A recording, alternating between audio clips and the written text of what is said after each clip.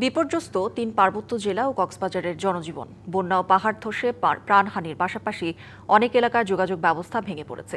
খাবার ও বিশুদ্ধ পানির সংকটে মানবেতর জীবন কাটাচ্ছেন দুর্গত এলাকার বাসিন্দারা।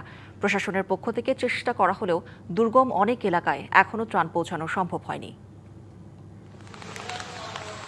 টানা বৃষ্টি আর ঢলে পার্বত্য ৩ জেলা ও কক্সবাজারের নিম্নাঞ্চলে দুর্ভোগের যেন শেষ নেই। দুর্গম এলাকায় দেখা দিয়েছে খাবার ও সুপেয় পানির সংকট, ভেঙে পড়েছে স্যানিটেশন ব্যবস্থা। বান্দরবানের সাঙ্গু, মাতামুহুরী ও বাকখালী নদীর পানি উপচে শহরের আর্মিপাড়া, বালাঘাট, শেরেবাংলা নগর সহ বেশিরভাগ নিম্নাঞ্চল প্লাবিত।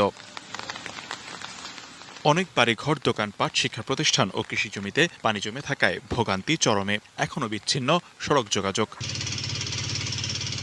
রাঙামাটিতে পানিবন্দী অন্তত ৩০,০০০ মানুষ। বিলাইছড়ির ফারোয়া ইউনিয়নে তলিয়েছে অন্তত ১১টি গ্রাম। ডুবে আছে বাড়িঘর, দোকান, মন্দির, গির্জা।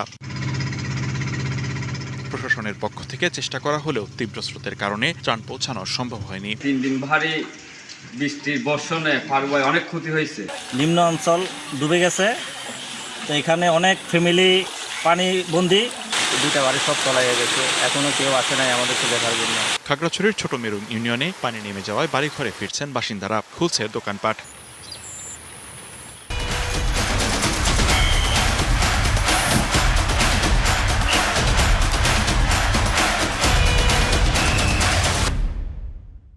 তবে মেহেদীবাগ, গঞ্জপাড়া, কমলছড়ি, কালাডোবা ও চেঙ্গি নদীর কোলঘেঁষা এলাকার ফসলি জমি ও বীজতলা পানিতে তলিয়ে ব্যাপক ক্ষতি হয়েছে।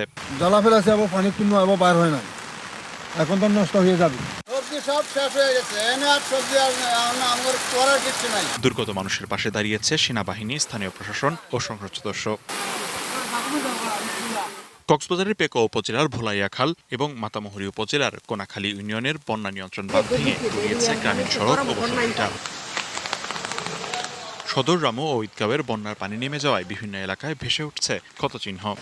এদিকে আমার পাড়ার যে বাড়িঘর আছে, সব বাড়িঘর মানে 3 ভাগের 2 ভাগ ভেঙে গেছে। রাত্রের সময় আমরা এই নৌকা দিয়া অনেক মানুষ কিন্তু বাড়িঘর থেকে বাইর করে পারে খুঁজছি। কক্সবাজার সদর ইউনিয়ন, রামুর, দক্ষিণ মিঠাছড়ি ইউনিয়ন, এই জায়গাগুলো পরিদর্শন করেছি। পর্যায়ক্রমে দ্রুত পানি নেমে যাচ্ছে এবং মানুষ আস্তে আস্তে ঘরে ফিরতেছে। এদিকে শহরের পূর্ব কলাদলিতে পাহাড় ধসে মাটি চাপা পড়ে নিহত গৃহবধূর মরদেহ উদ্ধার করা হয়েছে। আহত হয়েছেন তার স্বামী। 2টা ইউনিট আসে, 2টা ইউনিট এসে আমাদের উদ্ধার কাজ পরিচালনা করে এবং সর্বশেষ আমরা একজন মহিলাকে উদ্ধার করে হস্তান্তর করি। বন্যা পরবর্তী পুনর্বাসন এবং কৃষিখাতের ক্ষতি কাটিয়ে ওঠাই এখন বড় challenge. Likhankanti Bhowmik, DBC news desk.